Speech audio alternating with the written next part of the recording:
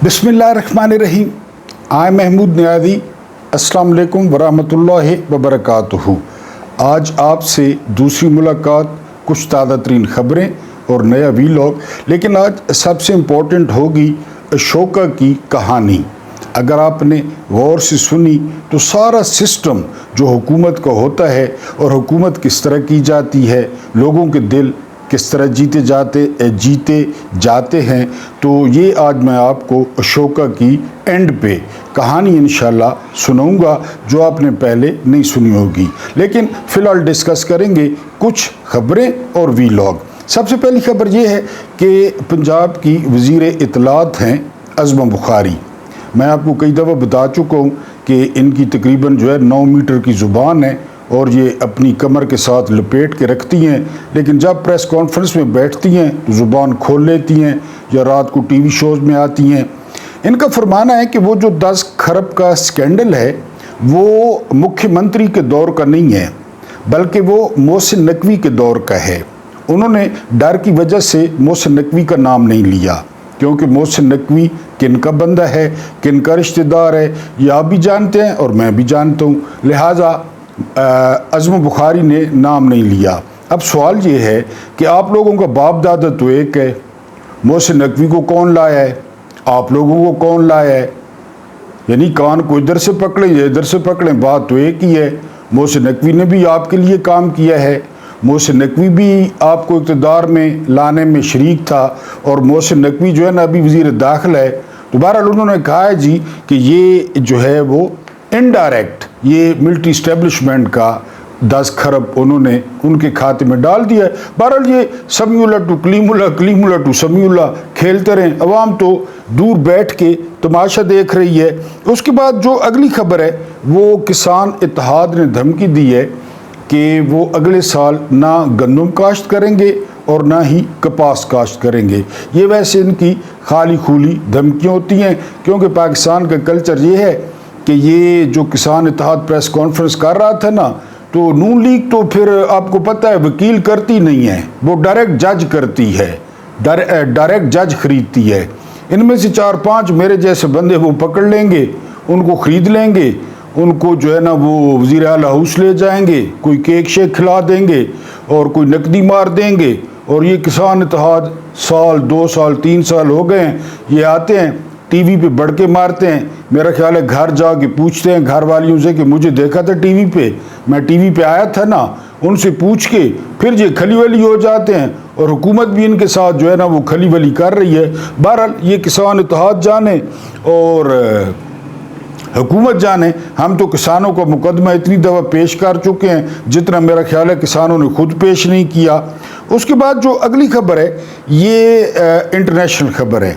मगरब में एक सर्वे के मुताबिक नौजवानों की जो भारी अक्सरियत है वो लादीन या गैर मज़हब होती जा रही है। इसमें लड़कियां भी हैं और लड़के भी हैं, और ये रुझान बड़ी तेज़ी से बढ़ रहा है। अब रिसर्च रिपोर्ट कहती है कि इसकी ज़िम्मेदार जो है वो माएँ हैं।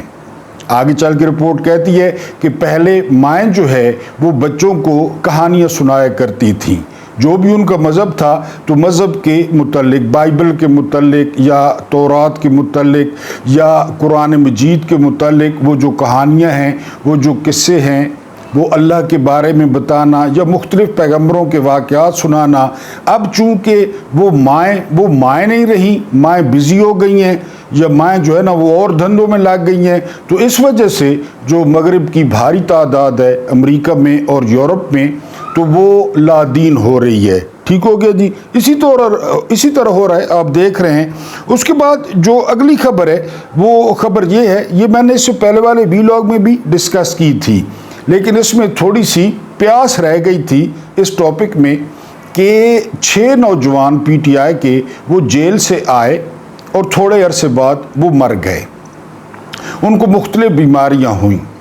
अब ये क्या शो करता है? ये शो करता है कि ये जो नौजवान थे बड़े खूबसूरत थे, काम उम्र थे, इनका कसूर ये था कि ये अच्छा पाकिस्तान चाहते थे, अच्छा मुस्तकबिल चाहते थे। फिर ये लग गए तातारियों के हाथ, यानी जहाँ पे 10 बंदों की गुंजाइश थी वहाँ पे 90 बंदा बंद किया गया। 2-2 महीने ये वाशरूम का पानी पीते रहे, किसी को दवाइयाँ नहीं मिली, किसी को जो है ना खाना नहीं मिला, और ये नौजवान वो मुख्तलिफ बीमारियों का शिकार हो गए। एक बात। दूसरी बात ये ज़ाहिर करती है कि जेलों में कैदियों के साथ क्या सलूक हो रहा है। यानी ठीक है, उन्होंने जुर्म किया है, वो उसकी सज़ा भुगत रहे हैं, वो जेल में हैं, लेकिन उनके साथ ये गैर इंसानी सलूक कौन कर रहा है कि वो जो है ना मुख्तलिफ बीमारियों का शिकार हो जाते हैं। तो बहरहाल इसका हिसाब देना पड़ेगा। मुझे अल्लाह पे पूरा यकीन है कि इस दुनिया में ये जो कर रहे हैं ना, और जिन्होंने किया है, उनको इस दुनिया में भी हिसाब देना पड़ेगा। मैंने आपको एक डॉक्टर का किस्सा बताया था, अंग्रेज़ डॉक्टर। वो कहता है कि मेरा 30 साल का तजर्बा है, 80% मैंने मरीज़, वो नफ्सियात का डॉक्टर है, डिप्रेशन का, 80% मरीज़ मैंने ऐसे देखे जिन्होंने किसी के साथ बुरा किया, वो बीमार हुए और फिर उनके साथ बुरा हुआ। 80% वो गोरा होके कहता है। तो हम तो वैसे भी मुसलमान हैं, ये जो उनके साथ हो रहा है, जिन्होंने किया, जो अभी भी कर रहे हैं, जिनका गुस्सा नहीं उतर रहा, तो उनको अल्लाह पाक यहाँ भी देखेंगे और आगे तो फिर आपको पता है वहाँ तो जाना ही इसीलिए है, ये आजमाइश है, वहाँ पे इम्तिहान होगा। बहरहाल ठीक है जी, करते रहे। ये 6 नौजवान जो है वो हलाक हो गए हैं। इसके अलावा सनम जावेद खान की ज़मानत जो है वो मंजूर हो गई है, इसलिए पेश नहीं किया जा रहा क्योंकि केस में कुछ है ही नहीं। जो ही पेश करेंगे तो जज ज़मानत दे देंगे। बहरहाल उनकी ज़मानत हुई है, वो बरी तो नहीं हुई, आज तो नहीं हुई, कल अब अगर उन पे नया मुकदमा नहीं डाला जाता तो वो बरी हो जाएंगी, क्योंकि उन्होंने प्लास्टिक की सर्जरी का जिक्र किया था कि मुंह प्लास्टिक का हो तो फिर भी मोदी का नाम लिया जा सकता है। तो आपको पता है किस शख्सियत की तौहीन की है सनम जावेद ने। अब कल देखते हैं उनके साथ क्या होता है। उसके बाद 935 अफराद की फहरिस्त जारी कर दी है ईरान ने, जो शहीद हुए हैं फ़लस्तीन के साथ जंग में। इसमें ख़वातीन भी हैं, इसमें बच्चे भी हैं, और टोटल जो शोहदा की तादाद है वो 935 है। इसके अलावा वहाँ पे एक इंडिया की फैक्ट्री पे छापा लगा है और वहाँ पे जासूस गिरफ्तार हुए हैं। मैंने आपको पहले भी बताया था कि उनकी ज़्यादा तादाद जो है वो अफ़गानियों की थी, और ये वो अफ़गानी थे जो अशरफ गनी दौर में और हामिद करज़ई दौर में किसी दौर में फ़ौज में रहे थे, फिर वो ईरान में अपनी रोज़ी रोटी के लिए काम कर रहे थे, तो वो मुसाद के लिए भी काम कर रहे थे। आखिरी खबर ये है कि साने स्वात के बाद जो तजावुज़ात थी, जो होटल बने हुए थे, उनको गिराने का सिलसिला शुरू हुआ है। अच्छी बात है, दरिया को चौड़ा किया गया है क्योंकि वो रुकावट बनते थे और दरिया ठीक तरह बह नहीं सकता था। लेकिन जो अहम बात है, अहम बात यह है कि अमीर मकाम का होटल है वहाँ पे, उसको नहीं छेड़ा गया। अमीर मकाम नून लीग का है, वज़ीर है। इसके अलावा गुलाम अली, ये साबका गवर्नर है, फजल रहमान का समधी है, दीन का ठेकेदार है, दीन के नीचे से हाथ रखा हुआ है, इसने दाढ़ी रखी हुई है, इसकी भी बिल्डिंग है तजावुज़ात में, इसकी बिल्डिंग को भी कुछ नहीं कहा गया। मेरी बिल्डिंग, आपकी बिल्डिंग, जो इस तरह लोग थे आम, उनके गिरा दिए गए। आज वहाँ पे टीम मौजूद थी, टीम बार बार कह रही थी कि पेशावर से आर्डर नहीं आया, पेशावर से आर्डर आएगा तो ये 2 बिल्डिंगें गिरानी हैं जो टोटली तजावुज़ात हैं दरिया की ज़मीन पर, एक अमीर मकाम की और एक गुलाम अली की। लेकिन ये जो रात है, रात तक कोई ऑर्डर पेशावर से नहीं आया और वो बिल्डिंगें बच गईं। लोग वहाँ पे इकट्ठा था कि अब देखते हैं कि जी इनकी बिल्डिंगों को कौन हाथ लगाता है। लेकिन आपको पता है गुलाम अली किसका बंदा है, अमीर मकाम किसका बंदा है, अमीर मकाम को जितवाया किस तरह गया, और जिस तरह हर महाज पे अली अमीन गंडापुर एक्सपोज हुआ है, अली अमीन गंडापुर नंगा हुआ है, अली अमीन गंडापुर बेइज्जत हुआ है, इस तरह खुदा दुश्मनों को भी न करे। हालांकि इनकी बिल्डिंगें गिराने के लिए खुद बुलडोज़र लेकर अली अमीन गंडापुर जाता और कहता कि मैं गिरा रहा हूँ, किसी ने आकर रोकना है तो रोक ले। लेकिन ये फिर पता है फाइलें ना हो, वीडियोस ना हो, तो वो बंदा ये काम कर सकता है।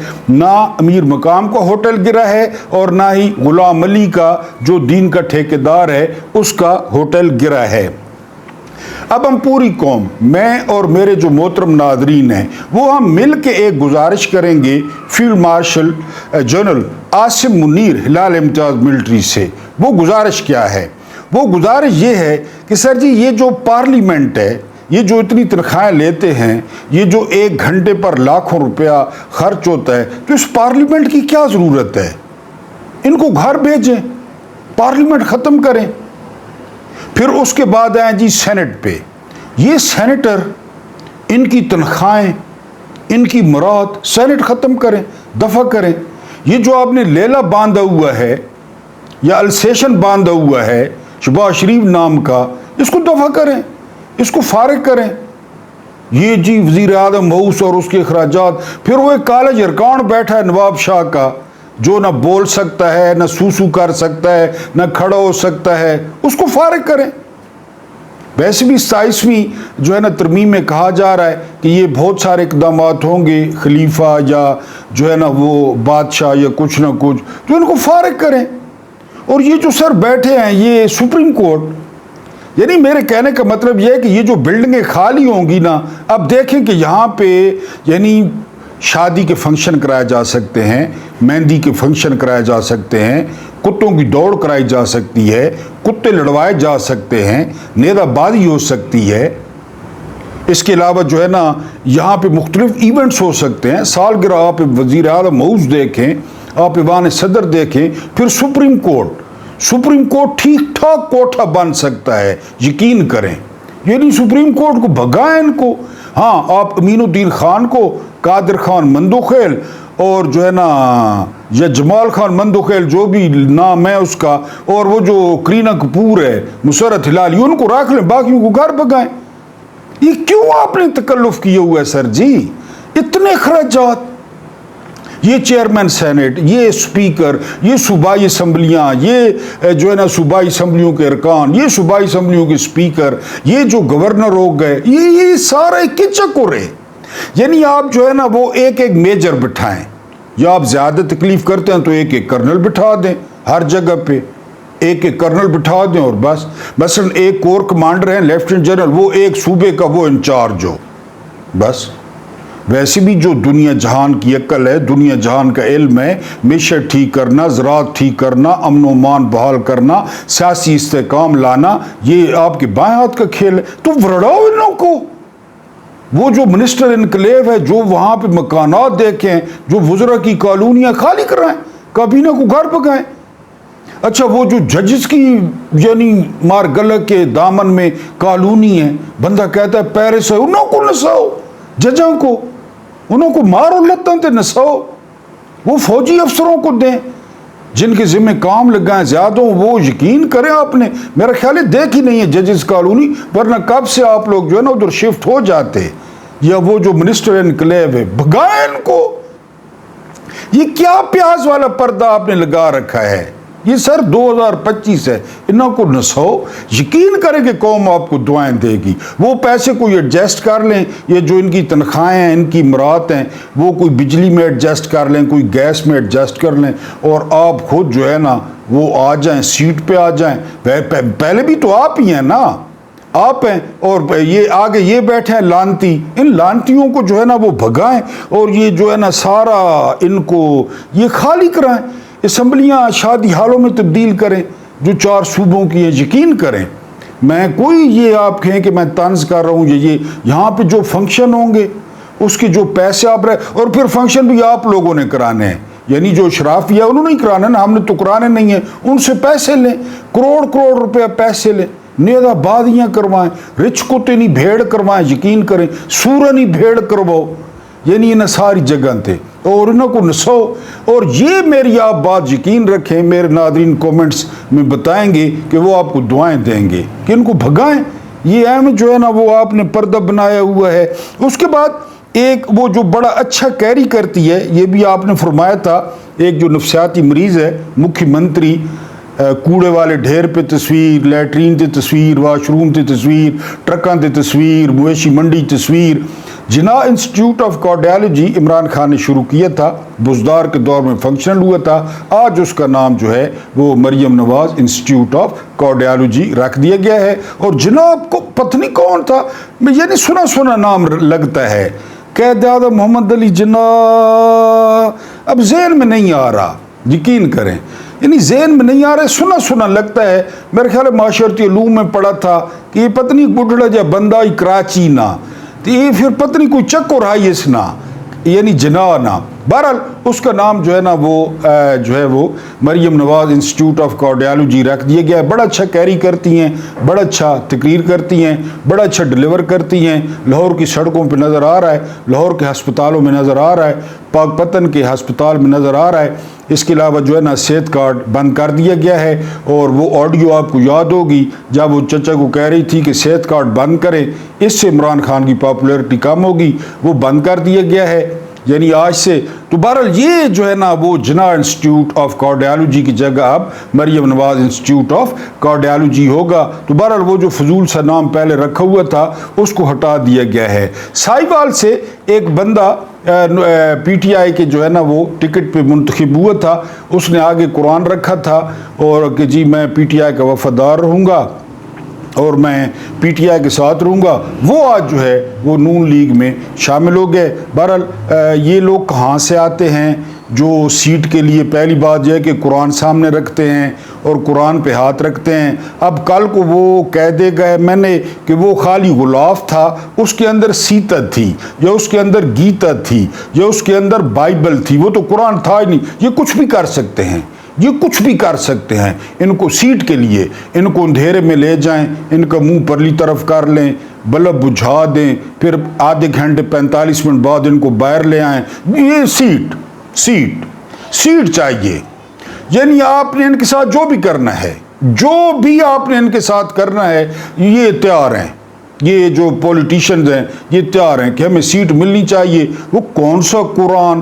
اب یہ تو اس کے حلقے کے لوگ جانتے ہوں گے کہ اس کے ساتھ کیا کرنا ہے.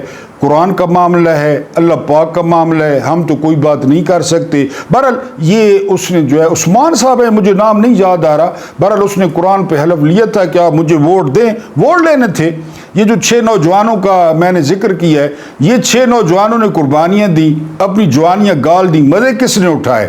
مزے اٹھائے بیرسٹر گور نے. مزے کس نے اٹھائے؟ علی مین گنڈا پور نے. مزے اٹھائے اسمبلی والوں نے. مزے اٹھائے مروت نے. یہ لوگ جیلوں میں پڑے تھے، نہ ان کو سیٹ ملی بلکہ باہر آ کے جانیں دے دی. اس کو وفا کہتے ہیں، اس کو پیار کہتے ہیں. انہوں نے جانیں دے دی، عمران کے نام پہ جانیں دے دی. 26 نومبر کو عمران کے نام پہ جانیں دے دی. اور فائدہ اس جیسے لوگوں کو پہنچا جنہوں نے سامنے قرآن رکھا، لوگوں کو دھوکہ دیا، اسمبلی میں پہنچے، آج جو ہے نا وہ نون لیگ میں جو ہے نا وہ شامل ہو گئے. بہرحال اب میں آپ کو انشاءاللہ اشوکا جی کی کہانی سناؤں گا اور آپ دیکھیں گے کہ فوج ضروری ہوتی ہے یا انصاف ضروری ہوتا ہے یا خدمت ضروری ہوتی ہے. یہ اگر آپ نے توجہ سے سنی تو آپ کو بڑا لطف آنے والا ہے. یہ ہے جی کلنگا کے مقام پر آخری لڑائی ہوئی. شام کے وقت کلنگا کے مقام پر آخری لڑائی ہوئی. شام کے وقت وہ شمالی ہندوستان کا بلا شرکت غیر مالک تھا. وہ گھوڑے سے اترا. سامنے میدان میں ہزاروں لاشیں بکھری تھیں. اس نے زندگی میں اتنی لاشیں نہیں دیکھی تھیں. اس نے اپنے مشیر سے پوچھا کتنے لوگ مارے گئے؟ مشیر نے سینہ پھلا کر جواب دیا 1 لاکھ. وہ نیچے بیٹھ گیا. اس کے سینے سے ہوک اٹھی اور وہ ہندوستان کا سب سے بڑا فاتح پھوٹ پھوٹ کر رو پڑا. اس کی مال و متاع سمیٹتی فوج ٹھٹک کر رک گئی. فوج مال سمیٹ رہی تھی، وہ رک گئی. وہ چلا چلا کر کہہ رہا تھا اشوک تم نے 1 لاکھ لوگ مار دیے، ان کا کیا قصور تھا؟ وہ بلک بلک کر روتا رہا. آنسو تھمے تو وہ ایک نیا انسان تھا. اس نے نیام سے تلوار نکالی، دریا میں پھینکی اور ہندو مت ترک کر دیا. اشوک کے باپ نے 16 شادیاں کی. اس کے 100 بیٹے تھے. اشوک پدیشی بادشاہ تھا. وہ دنیا کا سب سے بڑا فاتح بننا چاہتا تھا. اس نے فتوحات کا آغاز اپنے بھائیوں سے کیا. اس نے ایک ایک کر کے اپنے تمام بھائی مروا دیے. آخر میں وہ بادشاہ بن گیا۔ اقتدار کی ہوس زیادہ تھی اور سلطنت چھوٹی، لہذا فاتح عالم بننے کے لیے گھر سے نکل کھڑا ہوا۔ راستے میں جو آیا کچل دیا، جس نے سر اٹھایا روند ڈالا گیا۔ ہزاروں لاکھوں لوگ اس کی خواہش کا ایندھن بن گئے، لیکن کلنگا کی فتح نے اس کی کایا پلٹ دی۔ اس نے سر اٹھایا، سامنے اس کی فوج کڑی تھی۔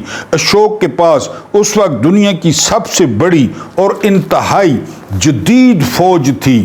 اس کے پاس 7 لاکھ پیدل تیر انداز اور گھڑ سوار تھے۔ اس نے یہ سورمے پورے ہندوستان سے چن چن کر اکٹھے کیے تھے۔ اس نے کلنگا کے میدان میں فوج کے خاتمے کا اعلان کر دیا۔ 7 لاکھ فوجی بے روزگار ہو گئے۔ وہ واپس پلٹا، ہندو مت چھوڑ دیا اور بدھ مت اختیار کیا اور حکومت کاری کے چند اصول وضع کیے۔ یہ اصول اس کی سلطنت کے ایک ایک شہر، ایک ایک گاؤں میں کندہ کر دیے گئے۔ اس نے پورے ملک سے چن چن کر ایماندار، مہربان اور محنتی لوگ اکٹھے کیے، جس طرح ہمارے جرنیلوں نے پورے ملک سے چن چن کر ٹھگ، چور، نوسر باز، فراڈیے 8 فروری کو اکٹھے کیے اور انہیں مہامیر کا خطاب دے کر مختلف علاقوں کا والی بنا دیا۔ ان لوگوں نے سب سے پہلے برہمن اور شودر کا تصور توڑا، فرق ختم کیا، امیر غریب کی تفریق ختم کی اور پھر خدمت میں جت گئے۔ اشوک کی حکومت کاری کے 2 بڑے اصول تھے، نمبر 1 خدمت اور نمبر 2 انصاف۔ اس نے پوری سلطنت میں سڑکیں بنائیں، سڑکوں کے کنارے درخت لگوائے، کنویں کھدوائے، مسافر خانے تعمیر کرائے، درس گاہیں اور منڈیاں بنوائیں۔ وہ دنیا کا پہلا بادشاہ تھا جس نے جانوروں کے ہسپتال کا تصور دیا، جس نے عورتوں کو مردوں کے برابر حقوق دیے، جو یہ کہتا تھا بچوں کی پرورش حکومت کا فرض ہے۔ پاک پتن جو یہ سمجھتا تھا جو حکمران عوام کو روٹی، تعلیم اور دوا نہ دے سکے اسے حکومت کا کوئی حق نہیں، اچھا کیری کرتی ہے۔ رہا انصاف تو اس کی سلطنت کے آخری گاؤں میں بھی کسی کے ساتھ کوئی ظلم ہوتا تو سب کو معلوم ہوتا۔ دنیا کی کوئی طاقت ظالم کو اشوک سے نہیں بچا سکتی۔ کلگنا کی فتح تک وہ صرف شمالی ہندوستان کا بادشاہ تھا، لیکن جوں اس کی خدمت اور انصاف کی شہرت پھیلی، ارد گرد کی ریاستیں بھی اس کے ساتھ شامل ہو گئیں، یہاں تک کہ وہ اشوک اعظم بن گیا۔ اس کی سلطنت اڑیسہ سے گلگت اور بنگال سے دکن تک پھیل گئی۔ وہ گوادر سے کابل تک کا بادشاہ بن گیا۔ پورے ہندوستان پر حکومت کا اعزاز صرف 3 بادشاہوں کو حاصل ہے، نمبر 1 اشوک اعظم، نمبر 2 غلام محی الدین اورنگزیب عالمگیر اور آخر میں تاج برطانیہ۔ ان تینوں میں اشوک پہلا شخص تھا۔ فوج کے بغیر حکومت کا تصور اس کا خدمت اور انصاف سے بڑا کارنامہ تھا۔ فوج کے بغیر حکومت، اس کے پاس 7 لاکھ فوج، 10,000 جنگی رتھ اور 9,000 ٹرینڈ ہاتھی تھے۔ اشوک کے ایک حکم سے یہ ساری طاقت بے روزگار ہو گئی۔ اس کے مشیروں نے سمجھایا جہاں پناہ چین کے ہن اور یونان کے تال ازما سرحدوں پر کھڑے ہیں، ہمارے پاس فوج نہ ہوئی تو وہ حملہ کر دیں گے۔ اشوک مسکرایا اور سر پر ہاتھ پھیر کر بولا، میں 7 لاکھ کے بجائے 7 کروڑ کی فوج تیار کروں گا۔ ہم نہ ہوتے تو پاکستان شام بن جاتا، لیبیا بن جاتا، عراق بن جاتا۔ ابھی کیا بنا ہوا ہے؟ ابھی سوئٹزرلینڈ بنا ہوا ہے یا ابھی سنگاپور بنا ہوا ہے؟ جی، مشیروں نے حیرت سے دیکھا۔ اشوک نے کلام جاری رکھا، فوجوں کی ضرورت ان بادشاہوں کو ہوتی ہے جن کے عوام ان سے خوش نہیں ہوتے۔ لائن دوبارہ ملاحظہ کریں، فوجوں کی ضرورت ان بادشاہوں کو ہوتی ہے جن کے عوام ان سے خوش نہیں ہوتے۔ میں اپنے شہریوں کو اتنا سکھ، اتنا چین، اتنا آرام اور اتنا انصاف دوں گا کہ اس ملک کا بچہ بچہ اپنی سرحدوں کی حفاظت کرے گا۔ اشوک نے اپنا یہ دعویٰ سچ کر دکھایا۔ اس کے دور میں کوئی بیرونی حملہ آور ہندوستان میں داخل ہوا اور نہ ہی کسی اندرونی شورش نے سر اٹھایا۔ یوں وہ پہلا بادشاہ تھا جس نے فوج کے بغیر ہندوستان جیسے ملک پر حکومت کی۔ اشوک کی موت کے بعد 47 برس تک اس کا نظام قائم رہا۔ پھر محلاتی سازشیں شروع ہوئیں، PDM بن گئی، فضل الرحمان آ گیا، بچوں کو روڈوں پہ لے آیا۔ ان کا پوتا بربندر ناتھ قتل ہوا، گپتا خاندان برسر اقتدار آیا، فوج بنی اور اس کے بعد ہندوستان ایک بار پھر قتل و غارت گری میں مبتلا ہو گیا۔ فوج بنی تو کام شروع۔ جی، اشوک کہتا تھا خدمت اور انصاف ہو تو فوج کی ضرورت ہوتی ہے اور نہ ہی روپے پیسے کی۔ میرا خیال ہے اشوک کا یہ فلسفہ ادھورا تھا، وہ گریجویٹ نہیں تھا، شاید اس لیے بھول گیا جو حکمران عوام، ملک اور قوم کے لیے جیتے اور مرتے ہیں انہیں اپنی کارکردگی بتانی نہیں پڑتی۔ اصلی اور سچے منصف کو یہ نہیں کہنا پڑتا میں انصاف کرتا ہوں۔ وعدے کے پکے لوگوں کو یہ باور نہیں کرانا پڑتا میں وعدے کا پکا ہوں، اور معجزے کاشت کرنے والوں کو یہ اعلان نہیں کرنا پڑتا کہ میں کرشمہ ساز ہوں۔ آپ شاہراہ ریشم پر سفر کریں، آپ کو راستے میں آج بھی اشوک کے کتبے نظر آئیں گے۔ ہزاروں سال بعد آج بھی ہندوستان میں اشوک کے کھدوائے کنویں اور سڑکیں موجود ہیں۔ یہ سڑکیں، یہ کنویں، یہ کتبے چیخ چیخ کر کہہ رہے ہیں حکمران سچے ہوں، مخلص ہوں اور انہوں نے اہل زمین پر احسان کیے ہوں تو انہیں وائٹ پیپر شائع نہیں کرانا پڑتے۔ لوگوں کے حافظے کمزور ہوتے ہیں، یہ درست ہے، لیکن جن پر احسان کیے گئے ہوں ان کی نسلیں تک اپنے محسنوں کو یاد رکھتی ہیں۔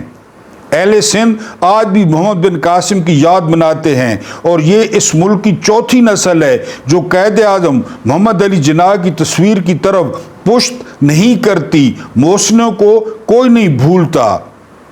جناب فیلڈ مارشل صاحب صرف بادشاہ ہوتے ہیں جو حافظوں سے محو ہو جاتے ہیں، صرف حکمران ہوتے ہیں جو فراموش کر دیے جاتے ہیں۔ چوتھی نسل قائد اعظم محمد علی جناح سے محبت کر رہی ہے، لیکن جو اچھا کیری کرتی ہے اس نے جناح انسٹیٹیوٹ آف کارڈیالوجی کا نام بدل کر Maryam Nawaz institute of cardiology رکھ دیا ہے۔ فیلڈ مارشل صاحب بہت بہت شکریہ، یہ لوگ آپ لائے۔ اللہ پاک آپ کو آسانیاں عطا فرمائے، آسانیاں بانٹنے کی توفیق عطا فرمائے۔ میرا رب کریم آپ کے اور میرے مرحومین کی مغفرت فرمائے، ان کے ساتھ عدل کا نہیں رحم کا اور احسان کا معاملہ فرمائے۔ مجھے برداشت کرنے کا بہت بہت شکریہ۔